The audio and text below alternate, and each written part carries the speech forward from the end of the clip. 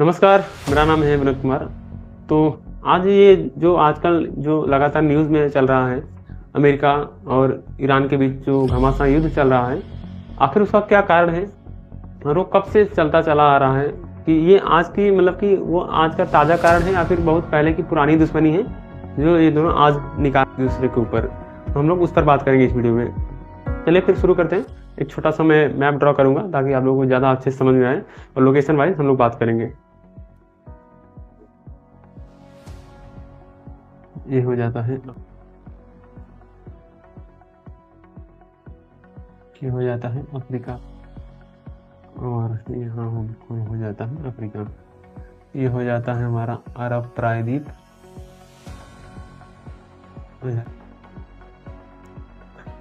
और इधर आ जाता है बकलोल पाकिस्तान। इधर अपना भारत आ, इधर मलय प्रायद्वीप और इधर आ जाता है पगला किंगडम।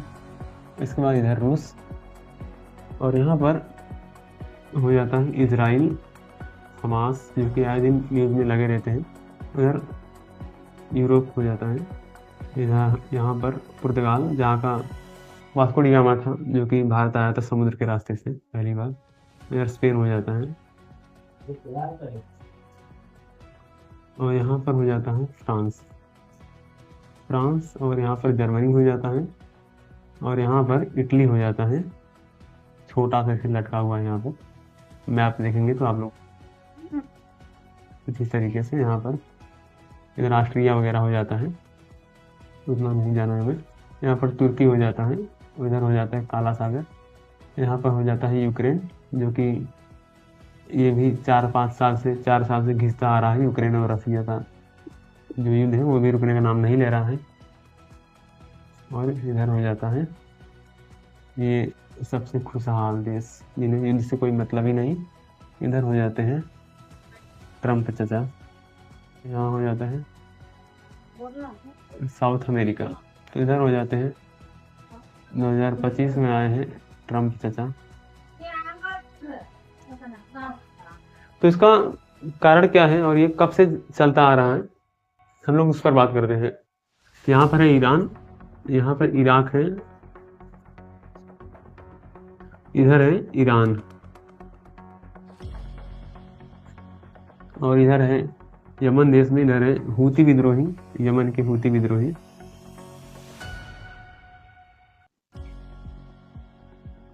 ये लाल सागर हो जाता है। मैं कुछ लोकेशन आप लोगों को दिखा देता हूँ। ये जो छोटा सा दिख रहा है, यहाँ पर एक गली है। यहाँ से नाविक जो पानी की जहाजें आती हैं वो यहाँ से गुजर के जाती हैं। इसको कहते हैं स्वेज नहर। यहाँ से निकलती है जो ये इस जगह को, इस जो पतली सी गली है, इसको कहते हैं बबल मंदाब की जलसंधि कहते हैं इसको। अदन की खाड़ी के पास में ही है बबल मंदाब की जलसंधि। ये लाल सागर हो जाता है, लाल सागर इसका नाम ही है। और यहाँ पर हो जाता है स्वेज नहर। ये भूमध्य सागर हो जाता है। यहाँ पर हो जाता है इजराइल, ये इजराइल हो जाता है। बहुत छोटा सा देश है, धमाका उतना ही बड़ा करता है ये, जितना छोटा सा है। इजराइल के इधर यहाँ पर दक्षिण पश्चिम में एक छोटा सा देश है फिलिस्तीन, जो कि आज छोटा है, पहले बहुत बड़ा था ये। फिलिस्तीन हो जाता है, इसको कहते हैं। यहाँ पर जो मतलब कि ये फिलिस्तीन में गाजा पट्टी है, इसको गाजा पट्टी कहते हैं। और यहाँ पर हमास नाम का एक संगठन है जो इजराइल का बहुत बड़ा दुश्मन है। यहाँ पर फिलिस्तीन का पश्चिमी इलाका है जिसे हम लोग वेस्ट बैंक कहते हैं।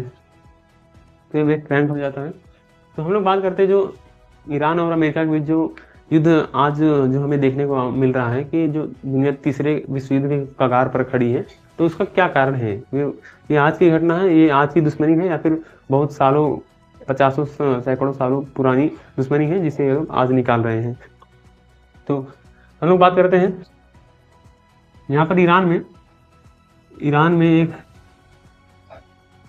इधर पाकिस्तान हो जाता है। तो ईरान में हम लोग 100 साल पीछे चल करके बात करते हैं। यहाँ पर ईरान में 1901 में यहाँ पर एक जो राजा रहते हैं ईरान में, मुजफ्फर अद दीन शाह करके, तो इन्होंने क्या किया था, मुजफ्फर अद-दीन शाह ने, यहाँ पर ब्रिटेन के एक बिजनेसमैन थे डार्सी करके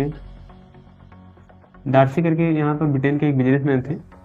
तो डार्सी ने क्या किया था, डार्सी आए थे ईरान में मोहम्मद अद-दीन शाह के पास, मुजफ्फर अद-दीन शाह के पास। तो उनको ने क्या किया, उनको डार्सी ने दिया 20,000 पाउंड दिया था। 20,000 पाउंड दिया डार्सी ने, और डार्सी ने कहा कि मुझे तुम ये 20,000 पाउंड ले लो, और इसको कहा मुजफ्फर अद-दीन शाह को, मुझे ईरान का जितना भी तेल का भंडार है, जितना भी जो भी पूरा तेल का खजाना है, वो पूरा मुझे चाहिए। तो ये ससुर ने क्या किया, मुजफ्फर अद-दीन शाह ने, मतलब कि बहुत ही टाइप का राजा था, बहुत विदेश में घूमना बहुत, मतलब कि इसको अच्छा लगता था, अयासी बहुत करता था, जिसको पैसे की बहुत, मतलब पैसा इसको चाहिए था।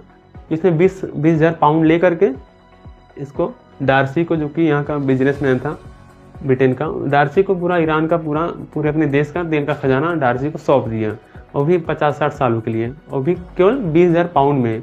अगर उसकी आज वैल्यू देखेंगे तो आज लगभग एक फॉर्च्यूनर के लगभग उसके आसपास, जो फॉर्च्यूनर का प्राइस है आज की डेट में, उतना कुछ समझ लो, यानी कुछ लाख रुपए में ये मुजफ्फर अद-दीन शाह ने डार्सी को पूरा अपना ईरान का पूरा देश का, ईरान का जितना भी तेल का खजाना था पूरा उसको सौंप दिया 50-60 सालों के लिए।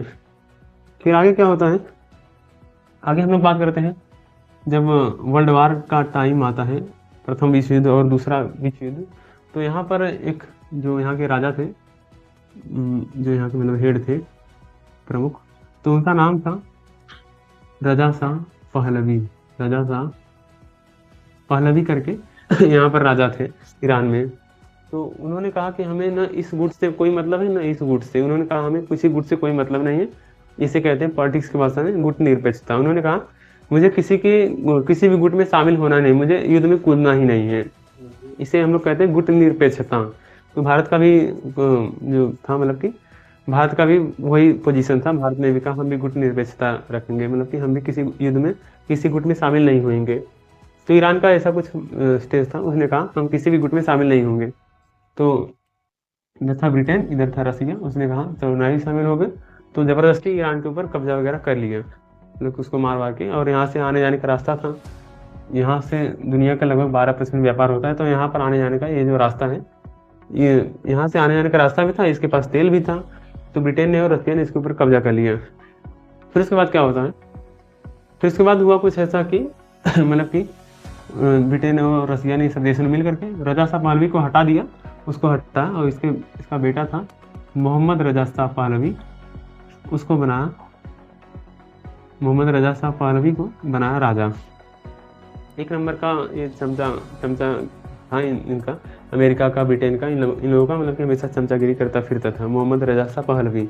तो कई सालों तक मतलब कि इसने उनकी चमचाई किया, और मतलब कि खुद मतलब कि एकदम अयासी तरीके से रहता था, बाकी जनता भूख से मर जाए उसको कोई मतलब नहीं था। फिर कई सालों तक ऐसे ही चलता रहता है। तो 1953 में आते हैं ईरान में, 1953 में, और इसी वर्ल्ड वार के टाइम पर ही ये जो इजराइल देश है इसका भी गठन हो गया था। पहले इजराइल नाम का कोई देश नहीं था, यहाँ पर था फिलिस्तीन। तो यहाँ पर अरब लोग रहते थे, तो फिलिस्तीन था यहाँ पर। दूसरे विश्व युद्ध के बाद ही यहूदी लोग जब यहाँ पर आए थे, जब हिटलर ने बहुत ज़्यादा अत्याचार किया था यहूदियों के ऊपर, तो फिर यहूदी लोग भाग कर यहाँ पर आए थे। 1948 के आसपास इजराइल का गठन हुआ था, और छोटा सा देश था शुरुआत में, आज देखते देखते इतना बड़ा हो गया, बल्कि फिलिस्तीन ही छोटा सा रह गया है, गाजा वेस्ट बैंक। तो इजराइल पूरा कब्जा कर लिया है। इजराइल के ऊपर किसका हाथ है, ट्रंप का। तो इधर इजराइल का गठन हुआ, और ट्रंप ने इसका गठन किया, मतलब इन लोगों को उलझाए रखने के लिए। फिर उसके बाद क्या होता है, 1953 में आते हैं मोसादेक करके, यहाँ पर आते हैं मोसादेक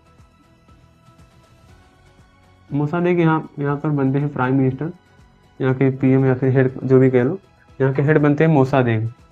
इन्होंने कहा हम हमारे देश का तेल किसी को भी नहीं छूने देंगे, न अमेरिका को, न ब्रिटेन को, किसी को नहीं। हमारे देश का तेल, हमारे देश के तेल के ऊपर हमारा अधिकार है, हमारे देश के तेल को हम बेचेंगे। तो मोसादेक ने क्या किया, सीधा चुनौती दिया अमेरिका को, इन सब पश्चिमी देशों को सीधा चुनौती दिया। तो अमेरिका से ये देखा नहीं गया, तो अमेरिका ने क्या किया, इसको मतलब कि अपने कुछ सेना वेना भेज करके यहाँ पर जो तेहरान है और भी इसके इलाके में बमबारी वगैरह करवाया, तो इसको जेल में डाला। इसको जेल में डाल करके वापस से किसको बनाया, मोहम्मद रजा शाह पहलवी को वापस से फिर से बनाया राजा। क्योंकि ये अच्छा खासा ठीक ठाक उनकी बात सुन लेता था, ठीक ठाक चमचागिरी कर लेता था। तो अमेरिका ने इसको जेल में डाल करके मोसादेक को फिर से मोहम्मद रजा शाह पहलवी को वापस से बनाया, फिर से गद्दी पर बैठाया। उसके बाद क्या होता है, फिर कुछ सालों तक इसी तरीके से चला उसने, मतलब कि अमेरिका और ब्रिटेन के मतलब कि चमचागिरी किया कई सालों तक। फिर यहाँ पर क्या होता है 1979 के आसपास, 1979 के आसपास यहाँ पर आते हैं आयतुल्लाह खमैनी, आयतुल्लाह खुमैनी करके आते हैं। इन्होंने फिर अमेरिका को सीधे सीधे चुनौती दिया। आयतुल्लाह खमैनी आते हैं, इसको हटा करके मोसादेक के बाद जो आए थे मोहम्मद रजा शाह पहलवी, वो भी जनता के ऊपर मतलब कि उसी तरीके से जनता से उसको कोई मतलब नहीं था, उससे अपना अयासी करके हमेशा रहता था। तो आयतुल्लाह खुमैनी आए, इसको मोहम्मद रजा शाह को भगाते हैं वापस से। शाह के बाद फिर से खुमैनी आते हैं, मतलब खुमैनी आते हैं, शाह तो दोबारा गद्दी पर बैठा था ना। तो शाह को हटा करके वो जनता भी काफ़ी तंग हो चुकी थी, परेशान हो चुकी थी, जनता के मन में काफ़ी आक्रोश बढ़ता जा रहा था। फिर खुमैनी आते हैं फ्रांस में, पेरिस से सीधा जहाज से उड़ करके आते हैं खुमैनी ईरान में। तो इनको जनता का सपोर्ट मिला। फिर उन्होंने क्या किया, शाह को भगा करके शाह को खदेड़ा और फिर खुद गद्दी पर बैठ गए। और वहाँ से दुश्मनी शुरू होती है, और मतलब कि दुश्मनी पहले से ही यहीं से शुरू हो गई थी, विश्व युद्ध के टाइम से ही। और फिर यहाँ से खुमैनी आया तो और भी माहौल जो था गर्मा गर्म हो गया। फिर ट्रम्प से देखा नहीं गया, ट्रम्प ने फिर किसको भड़का, सीधे सीधे ईरान के साथ युद्ध में नहीं कूदा। यहाँ पर ईरान में सद्दाम हुसैन थे, सद्दाम हुसैन का कान वान भरा और इनको थोड़ा हथियार वगैरह पैसे वैसे थोड़े बहुत लालच दिया। सद्दाम हुसैन को कहा अटैक करो उसके ऊपर। और ये सुन्नी राजा था और ईरान शिया देश था। यहाँ की जनता भले पब्लिक थी, लेकिन जो सद्दाम हुसैन थे वो सुन्नी थे, और ये ईरान जो था शिया देश था। तो शिया सुन्नी के नाम पर अमेरिका ने इनको लड़वाया, शिया सुन्नी के नाम पर। और वो युद्ध लगभग कुछ 7 से 8 सालों तक चला, और भीषण बमबारी हुई, ईरान के कई शहर तो एकदम शमशान बन गए। फिर उसके बाद क्या होता है, खुमैनी मतलब कि कुछ सालों तक खुमैनी ने युद्ध को खींचा। उसके बाद आते हैं, इनके बाद आते हैं आयतुल्लाह खमेनाई। नाम आप लोगों को देखने में एक जैसा ही मिलेगा, आयतुल्लाह खुमैनी, फिर आए आयतुल्लाह खमेनाई, जो कि आज भी है। तो नाम एक जैसा है, लेकिन आज भी दोनों अलग अलग हैं। तो खुमैनी के बाद खमेनाई है, जो कि अभी तक है। और इन्होंने कहा कि अगर ईरान के पास परमाणु बम होता तो इतना कोई ईरान के ऊपर अटैक ना करता। तो खमेनाई ने क्या किया, इन्होंने कहा हम बनाएंगे परमाणु बम, ताकि कोई भी हमारे ऊपर अटैक ना करे, कोई भी हमें आंख उठा करके ना देख सके। तो खमेनाई ने कहा हम बनाएंगे परमाणु बम, और इस बात से अमेरिका चिढ़ जाता है। अमेरिका को ये बात पसंद नहीं आती है, अगर वो परमाणु बम बना लेगा तो हमें मतलब कि हाँ वो हमेशा जब उसका मन करेगा तब हमें चुनौती देगा, हम उसके ऊपर अटैक नहीं कर पाएंगे। मतलब जैसे अब अमेरिका और पश्चिमी देश यहाँ पर अपनी मनमानी करते हैं, उस तरीके से नहीं कर पाएंगे। तो अमेरिका इस बात से चिढ़ गया कि ये परमाणु बम क्यों बना रहा है। उसको लेकर के रूल भी है कि अब जिन देशों के पास अब परमाणु बम नहीं है वो परमाणु बम नहीं बना सकते हैं, ये इंटरनेशनल रूल्स भी है ऐसा कुछ। तो खमेनाई चुपके से परमाणु बम बना रहे थे, और वो बात लीक हो जाती, पता नहीं कैसे गलती से लीक हो जाती, सबको पता चल गया। तो वही कारण है कि जो आज ये परमाणु बम बनाना चाह रहे हैं, और ट्रम्प आते हैं 2025 में, इसको बनाने नहीं दे रहे हैं। इधर है इजराइल के ऊपर अमेरिका का ही हाथ है, और ये भी मतलब कि आपस में हमेशा लड़ते रहते हैं। ईरान भी हमेशा सीधा बीच में मतलब युद्ध में डायरेक्टली नहीं कूदता है, क्योंकि इजराइल और ईरान के बीच में थोड़ी बहुत दूरी है, तो हमेशा डायरेक्टली नहीं कूदता है। क्या करता है, यहाँ पर यमन में है हूती विद्रोही, यहाँ पर है हमास में, गाजा में है हमास संगठन है, और यहाँ पर लेबनान में है हिजबुल्लाह करके एक संगठन है। तो ये सब मतलब कि अपने चेले पाल करके रखे ईरान ने, उनको हमेशा पैसा वैसा हथियार वगैरह देता रहता है कि अटैक करो उसके ऊपर, ताकि इजराइल भी हमेशा उलझा रहे।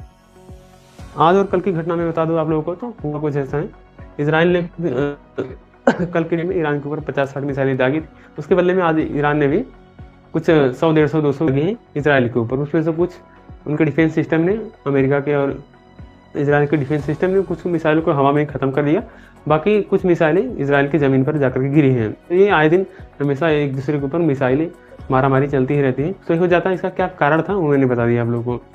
तो फिर चलते हैं, मिलेंगे फिर से एक नए वीडियो के साथ।